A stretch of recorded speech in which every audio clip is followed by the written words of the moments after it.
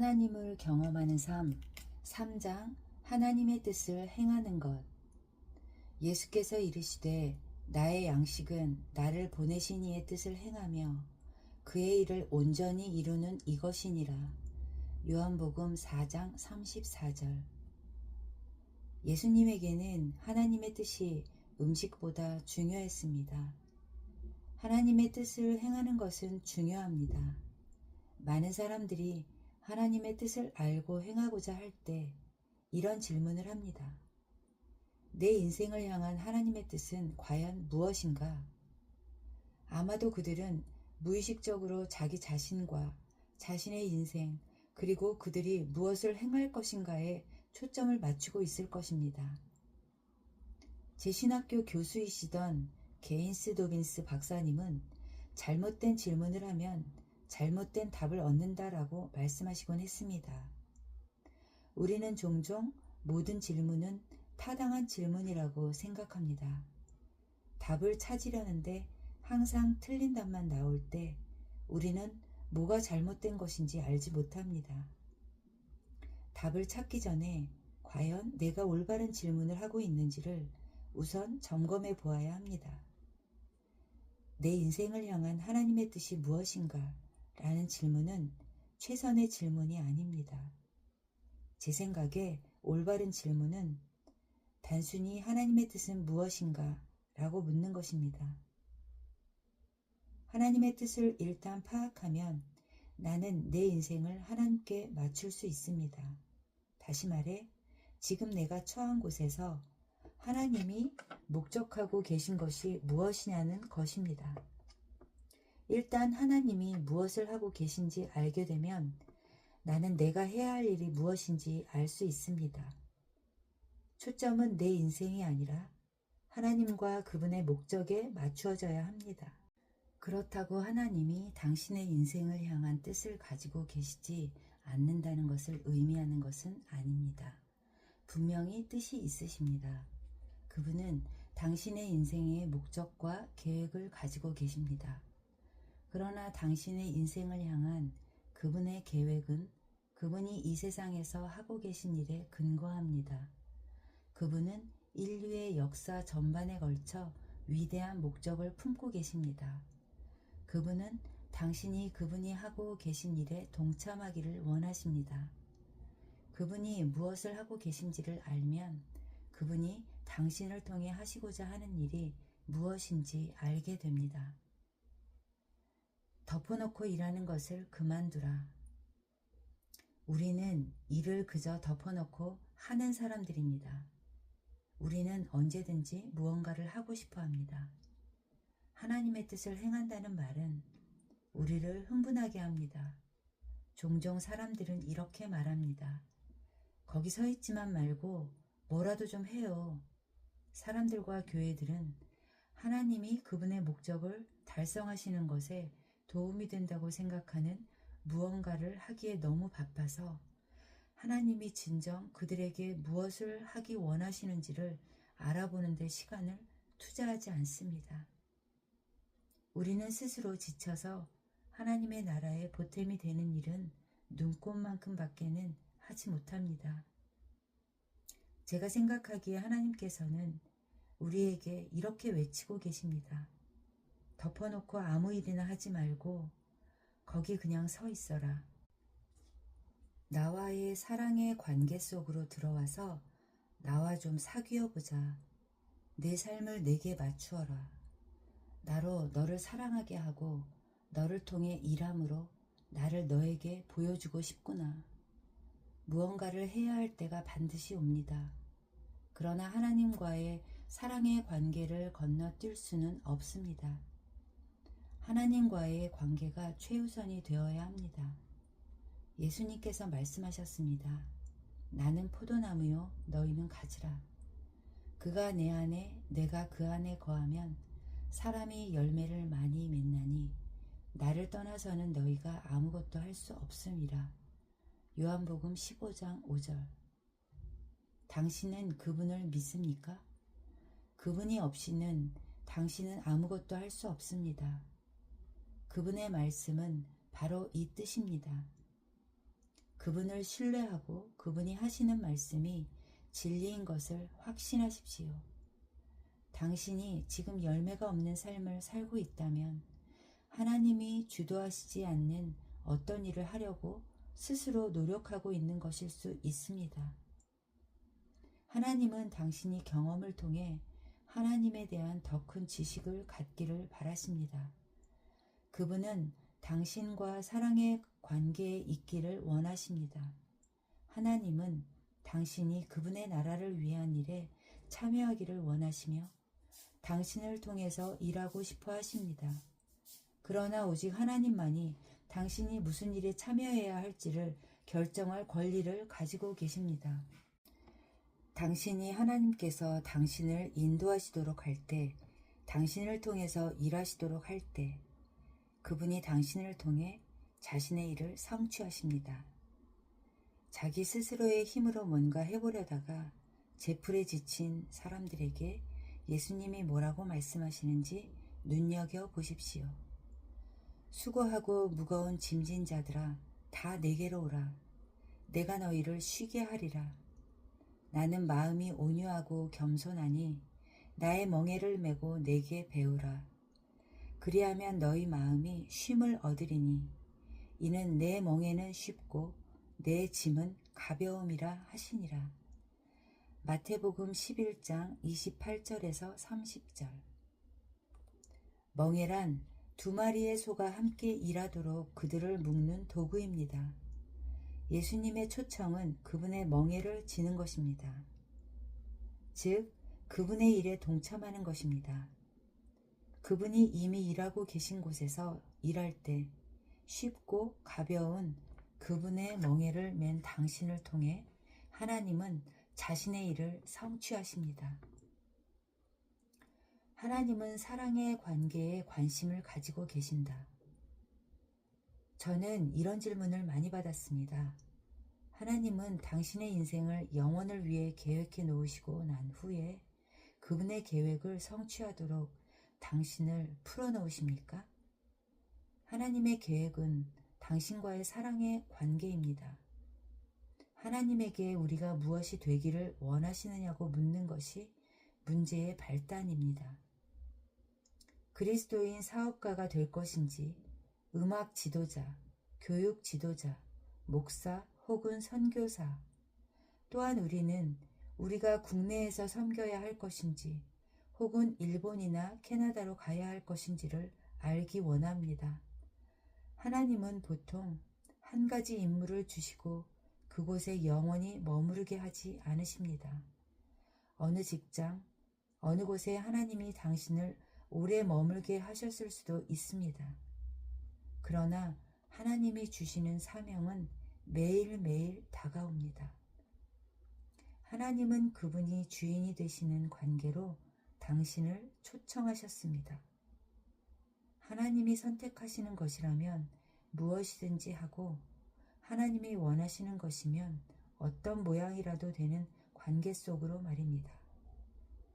당신이 그분을 주인으로 대하면 당신이 꿈도 꾸어보지 못한 일들을 하도록, 그런 사람이 되도록 당신을 인도하십니다. 당신이 그분을 주인으로 믿고 따르지 않으면 자신을 어떤 직업이나 사명에 묶어둔 채 하나님이 당신을 통해 하시려는 일을 놓치게 될 것입니다. 저는 사람들이 이런 말을 하는 것을 듣습니다. 하나님은 나를 무엇이 되라고 부르셨어. 그러니까 그와 다른 것은 그분의 뜻일 수 없어. 또는 나의 영적인 은사는 무엇이야. 그러니 이 사역은 나를 위한 하나님의 뜻이 아니야. 하나님은 당신에게 능력을 주지 않으실 어떤 사명을 절대 허락하지 않으십니다. 하나님이 당신에게 주신 사명을 완수할 수 있도록 주시는 초자연적인 능력, 그것이 바로 영적인 은사입니다. 그러나 하나님의 뜻을 분별할 때 당신의 재주나 능력 또는 관심사에 초점을 두지 마십시오. 저는 너무나도 많은 사람들이 이렇게 얘기하는 것을 들었습니다. 나는 이것을 무척 하고 싶어. 그러니까 이건 하나님의 뜻이 분명해. 그런 반응은 자기 중심적인 것입니다. 우리는 오히려 하나님 중심이 되어야만 합니다. 만일 하나님이 주인이시라면 당신의 응답은 다음과 같아야 합니다. 주님, 당신의 나라를 위해서라면 저는 어떤 일이라도 하겠습니다. 당신이 가라는 곳이 어디든 가겠습니다. 환경이 어떻든지 간에 저는 주님을 따르겠습니다. 당신이 제 인생을 통해서 하실 일이 무엇이든지 저는 당신의 종입니다. 주님이 시키는 일은 무엇이든 하겠습니다. 그 농부가 나의 지도였다. 저는 캐나다의 세스커툰에서 12년 동안 목회를 했습니다. 어느 날 한 농부가 제게 자기 농장으로 찾아오지 않겠느냐고 제의했습니다. 그는 찾아오는 방법을 설명해 주었습니다. 시내를 지나서 한 400m쯤을 가다 보면 왼쪽으로 빨간색을 칠한 큰 축사가 보일 것입니다. 그러면 다음 길에서 왼쪽으로 도세요. 그 길을 따라 약 1200m 정도 더 가시면 나무가 한 그루 있습니다. 거기서 오른쪽으로 돌아 6400m쯤 가면 큰 바위가 하나 있습니다. 저는 그가 말하는 그대로 쪽지에 적어두었습니다. 그리고 어느 날 그곳을 찾아갔습니다. 다음번에 그 농부의 농장에 갈 때는 그가 저와 함께 동행했습니다. 그의 농장으로 가는 길은 여러 갈래가 있기 때문에 그는 그가 원하는 길로 저를 데려갈 수 있었습니다. 이번에는 저에게 그 쪽지가 필요 없었습니다. 그가 바로 제 지도였던 것입니다. 제가 해야 했던 일은 무엇이었습니까? 저는 그의 말을 듣고 그대로 따라한 것 뿐이었습니다. 그가 돌아라 하면 그렇게 했습니다. 그는 제가 한 번도 가본 적이 없는 길도 갈 수 있게 해주었습니다. 저 혼자서는 그 길을 절대로 갈 수 없었을 것입니다. 그 농부가 제 지도였습니다. 그가 길을 알고 있었던 것입니다. 예수님이 당신의 길이다. 많은 경우 사람들은 하나님의 뜻을 알고 행할 때 이런 방법을 씁니다. 그들은 이렇게 묻습니다. 주여, 제가 무엇을 하길 원하십니까? 언제, 어떻게 하길 원하십니까? 어디서 해야 할까요? 그리고 결과는 어떻게 됩니까? 이것이 우리가 대개 행하는 방법이 아닙니까? 우리는 하나님께 자세한 지도를 달라고 조릅니다. 하나님, 제가 어디를 어떻게 가야 하는지만 알려주십시오. 그러면 제가 알아서 찾아갈게요. 라고 말합니다. 하나님께서는 이렇게 말씀하십니다. 그럴 필요 없다. 내가 할 일은 하루하루 나를 따라오는 것이다. 우리는 하나님께 이런 자세로 나와야 합니다. 주여, 제가 뭘 해야 할지 한 단계씩만 가르쳐 주세요. 제가 하겠나이다. 누가 진정 하나님의 목적을 당신의 삶에서 이루는 방법을 알고 있습니까? 바로 하나님께서 아십니다. 예수님은 내가 곧 길이요 진리요 생명이니 라고 말씀하십니다. 예수님은 내가 길을 보여주겠다 라고 하지 않으셨습니다. 예수님은 내가 지도를 주겠다 라고 하지 않으셨습니다. 예수님은 내가 어떤 방향으로 가라고 말해주겠다 라고 하지 않으셨습니다. 예수님은 내가 곧 길이다 라고 하셨습니다. 매일매일 예수님이 당신에게 하라고 하시는 모든 것을 하고 있다면 당신은 하나님이 원하시는 바로 그곳의 정중앙에 항상 있게 됩니다. 당신을 그렇게 인도하실 하나님을 신뢰하십니까? 당신은 이렇게 대답할 수도 있습니다. 아니요. 예수님은 하나님이 내 인생에서 무엇을 원하시는지 잘 모릅니다. 그러나 예수님은 알고 계십니다. 예수님이 하나님이십니다. 또는 이렇게 답할지도 모릅니다. 예수님은 나를 잘못된 길로 인도하실지도 모릅니다. 그분은 그렇게 하지 않으십니다. 당신은 예수님이 모든 자세한 내용을 설명해 주실 때까지 기다려야 한다고 생각할지도 모릅니다.